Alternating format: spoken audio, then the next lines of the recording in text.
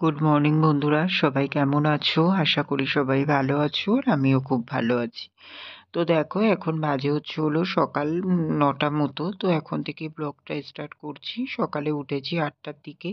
উঠে ফ্রেশ হয়ে দোকানে চলে গেছিলাম, গিয়ে দোকান খোলা হয়ে গেছে। তারপরে তোমার এই যে একে একে রান্না করতে চলে এসেছি।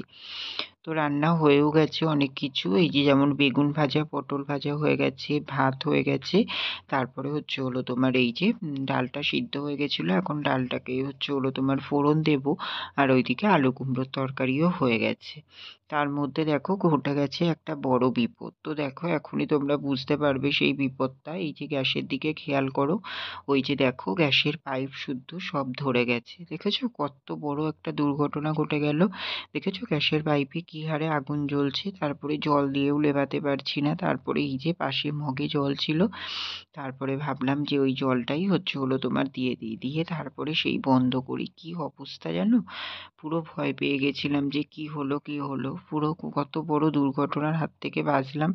তোমরাই বলো বন্ধুরা, জানি না আজকে কি হতে চলেছিল আর কি ঘটতো আমাদের সঙ্গে। হয়তো আমি, দিদি, দুটো মানুষ রান্নাঘরে ছিলাম, দুটো জীবনই নষ্ট হয়ে যেতে পারতো। জানি না আরো কি যে হতো। তো গ্যাস সিলিন্ডার বাস্ট করা মানে বুঝতে পারছো তো, গ্যাসের পাইপে আগুন লেগে গেছে, মানে কত বড় রিস্ক। তো ঠাকুরই একমাত্র বাঁচিয়েছে আমাদেরকে। তো এত বড় মানে বিপদটা সেকেন্ডের মধ্যে যে কিভাবে ঘটে গেল, আমরা সত্যিই হতবাক হয়ে গেলাম। তো পাইপটা একটু কদিন ধরেই সমস্যা হচ্ছিল। তো তোমার বুঝতে পারছিলাম, বাট গ্যাস বার হচ্ছিল, শাঁসা করে আওয়াজ হচ্ছিল। আমি আবার আগে বেঁধে টেঁধে দিলাম সকালেই। তো তারপরে জানি না কি হলো, এখানে হয়তো কোনো লিক ফিক ছিল, কোনো সমস্যার থেকেই এই মানে এইটা হলো। তো তারপরে দেখো, আর কি করা যাবে বলো, ঠাকুর ঠাকুর করে মানে জীবনে বেঁচে গেছি, এটাই হচ্ছে সব থেকে বড়। তো ঠাকুরই রক্ষা করেছে অবশ্যই। তো দেখো, তারপরে এই যে এখন ডালটাকে নামিয়ে নিয়ে গ্যাসটাকে ভালো করে পরিষ্কার করে নিচ্ছি। তো এখানেই যেহেতু রান্না করব তার জন্যেতে, ঠিক আছে। তো এই যে ওভেনটা তো জ্বালাতে হবে, ওর জন্য ওভেনের সব কিছু ভালো করে ধুয়ে মেজে পরিষ্কার করে নিচ্ছি। আর এর মধ্যেই দেখো, এদিকে আবার দিদি গ্যাসের আরেকটা তোমার ওই যে বড়টাতে, বড় যেই উনুনটা থাকে ওইটাতে দুধ জাল দিতে গিয়ে দুধটা পুরো পুড়িয়ে ফেলেছে। গেছিল বাইরে, চলে গেছিল কাজ করতে, এদিকে দুধ রেখে গেছে। দুধ পুরো মানে বার্নালে পড়ে সব কিছু পুড়ে বাটিটা অবধি পুড়ে গেছে, জানো তো এমন অবস্থা। তো জানি না আজকে সকালটা মানে এতটা খারাপের মধ্যে দিয়ে কেন গেল, কি হলো হুট করে। তো তোমার খুবই সমস্যার মধ্যে পড়ে গেছিলাম, আর বুকটা তো কাঁপছিল। এই যে এখন পরিষ্কার করছি, হয়তো মানে তখন তখন ঠিক হয়ে গেছিল, এখন তোমাদেরকে ভয়েস ওভার দিচ্ছি, বা সেই টাইমটুকু যে কি গেছিল না, সে শুধু আমি জানি। আর তারপরের থেকেও সারাটা দিন একটা কথাই মনে হচ্ছে, যে আরো না জানি কি বড় বিপদ হতে পারতো। তো একটা বড় বিপদের হাত থেকে সত্যিই বাঁচলাম।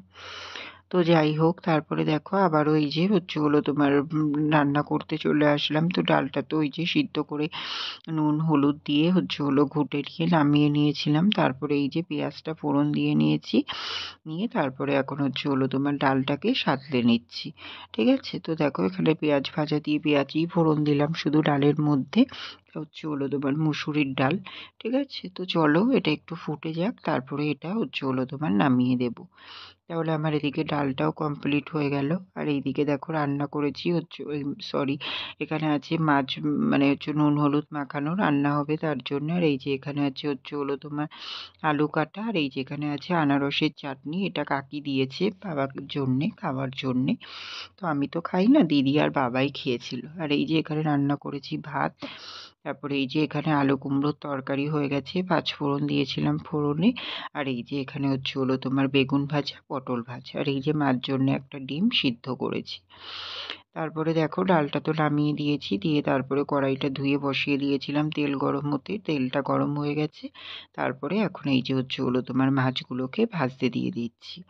তো এখানে 4 পিস মাছই এনেছিল বাবা। তো এই যে 4 পিস মাছ এখন তোমার এই যে তেলের ওপরে দিয়ে দিচ্ছি। তো ওই মাছগুলো এদিকে ভাজা হতে থাকুক, আর ওইদিকে আমি তোমার আবার দোকানে চলে যাব, বাকি যেই কাজগুলো আছে সেই কাজগুলো কমপ্লিট করব। এইভাবেই এদিক ওদিক করে সারাদিন আমাকে ছুটে ছুটে দিন কাটাতে হয়, জানো তো বন্ধুরা। তো চলো, আর এইদিকে দেখো আমি মার জন্য ভাত বেড়ে নিয়েছি, ভাত দিয়েছি, ডাল আর ওই যে ডিম সিদ্ধ আর একটা পটল ভাজা, একটা বেগুন ভাজা। আর ডিমের কুসুমটা দেই না, তো সাদা অংশটাই দিলাম। তো তারপরে দেখো এদিকে হচ্ছে হলো তোমার মাছ ভাজাগুলো হয়ে গেছিলো, মাছ ভাজাগুলো তুলে নিয়েছি, নিয়ে তারপরে এখন হচ্ছে হলো তোমার এই যে মাছের ঝোলটা হবে তার জন্যেতেও সরি, মাছের মাছের ভাজাও তোলা হয়নি এখনো, মাছ ভাজাগুলো হয়ে গেছে, এখন তুলে নেব। আর এই যে ফোনটা এখানে সেট করছিলাম, আর ফোনটা না বারবারই পড়ে যাচ্ছিল, জানো তো। তারপরে দেখো এই যে এখন হচ্ছে হলো তোমার মাছগুলো পুরোপুরি ভাজা হয়ে গেছে, এখন আমি হচ্ছে হলো মাছগুলোকে তুলে নিচ্ছি। তুলে নিয়ে তারপরে হচ্ছে হলো তোমার মাছের ঝোলটা করব, এই যে এই তেলের মধ্যেই একেবারে হচ্ছে হলো তোমার মাছের ঝোলটা করে নেব। তো তেলটা অনেকটাই বেশি আছে, ওর জন্য কিছুটা তেল কমিয়ে রেখে দেবো, দিয়ে তারপরে বাকি তেলটা দিয়ে হচ্ছে হলো তোমার মাছের ঝোলটা করে নেব। ঠিক আছে, তো চলো দেখো এই যে তেলটা কমিয়ে যতটুকু মানে তেল লাগবে সেই তেলটুকুই নিয়ে নিলাম। আর এখন যেহেতু মার শরীর খারাপ, ওর জন্যতে বেশি তেল মশলা দিয়ে রান্নাও করি না, জানো তো বন্ধুরা। এই যে তেলের উপরে একটু কালো জিরে ফোড়ন দিলাম, অনেক দিন পরেই কালো জিরে ফোড়ন দিয়ে মাছের ঝোলটা করব, তো হচ্ছে হলো তোমার করব ভাবি, আসলে কি বলো তো নিয়ে আসতে মনে থাকে না দোকান থেকে, তো আজকে মনে করে নিয়ে এসেছিলাম, তাই দিয়ে দিলাম। এই যে কালো জিরে দিলাম ফোড়নে, তারপরে হচ্ছে হলো পেঁয়াজ দিয়ে দিলাম, তারপরে এই যে আলুগুলো দিয়ে দিলাম, তারপরে একে একে করে এর মধ্যে এখন হচ্ছে হলো তোমার রেগুলার মশলাগুলো দিয়ে নেব। দিয়ে নিয়ে ভালো করে মশলাটা দিয়ে আলুটা দিয়ে ভালো করে কষিয়ে নিয়ে তারপরেই জল দিয়ে দেব।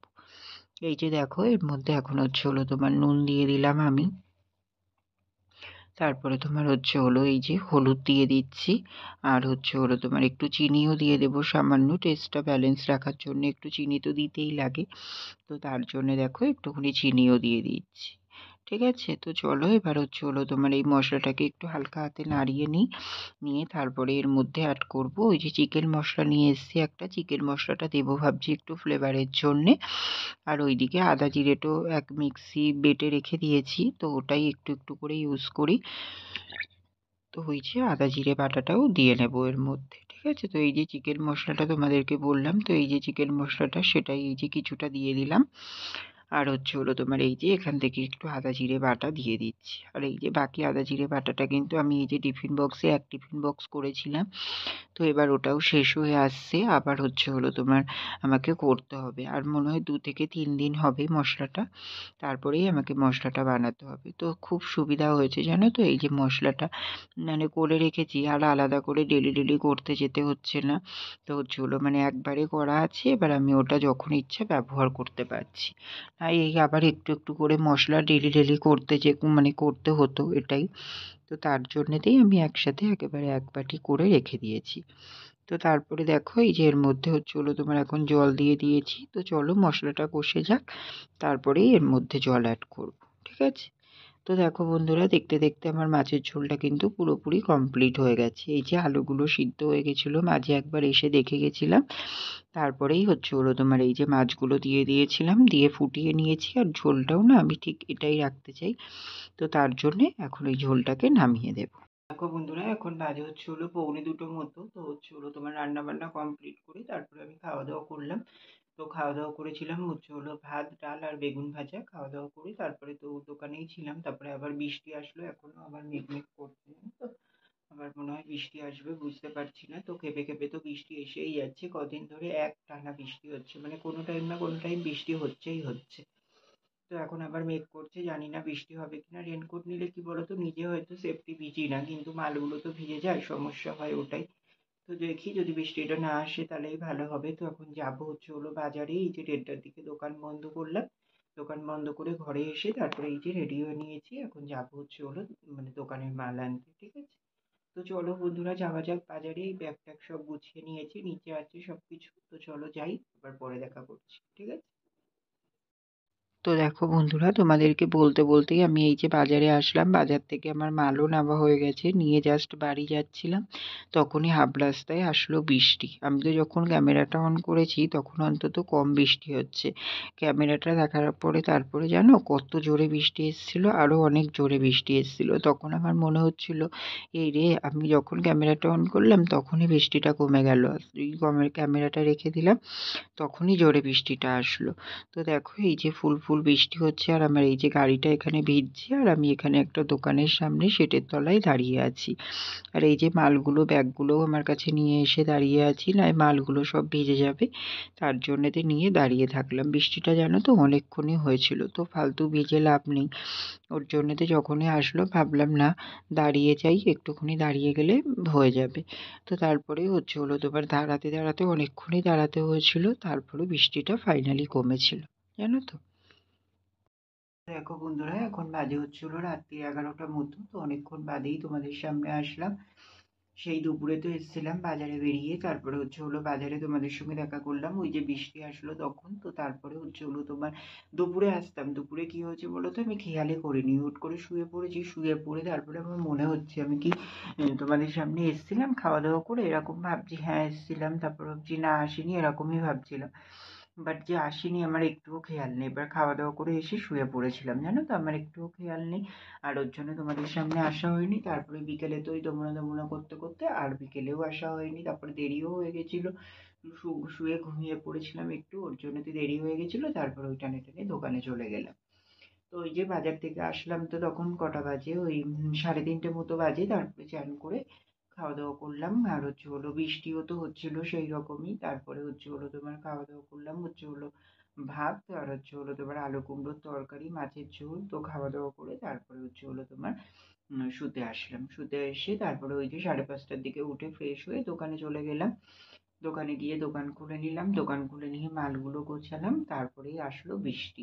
সে কি বৃষ্টি, বিশাল বৃষ্টি হলো, কতক্ষণ সন্ধে টন্ধে পার করে প্রায় 8টা অবধি বৃষ্টি হলো, তারপরে গিয়ে বৃষ্টি কমলো। তো তারপরে সন্ধেবেলা 6:45টার দিকে সন্ধে দিলাম, দিয়ে চা খেয়ে বিস্কুট খেলাম, খেয়ে তারপরে হচ্ছে হলো তোমার ভাত করিনি আজকে, আর ভাত ছিল বেশি, তো ওর জন্য আর ভাতটা করতে হয়নি। তো হচ্ছে হলো জল গরম করলাম, করে ভাতটা ফুটিয়ে নিলাম, ফুটিয়ে উবুর দিয়ে নিলাম, তাহলে এবার ভাতটা মানে ঠিকঠাক হয়ে গেল খাবার মতো।